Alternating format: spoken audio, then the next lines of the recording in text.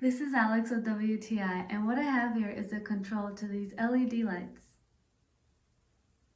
Plug it into the wall and connect the wires. It does have a remote control with the timer function, the settings button, and the power button where you can turn on and off the lights.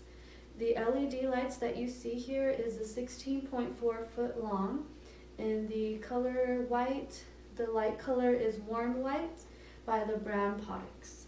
They do have a sticky back, so make the shape you'd like. I've had these for 2 months and they've stayed on. I decided to put this up in my living room. It's not a big area, but I very much like how it doesn't take floor space because I don't need a lamp. They're so bright. I love that. Let's see what it can do. So at the bottom of the remote, you have the timer function. Now let's dim it all the way down. It's gonna go all the way down. That's as dim as it will go. Now let's turn it all the way back up, and it will go as bright as it can get, all the way up. And we have the coffee setting, which is, it's a more relaxing setting, the nighttime setting, and the reading setting.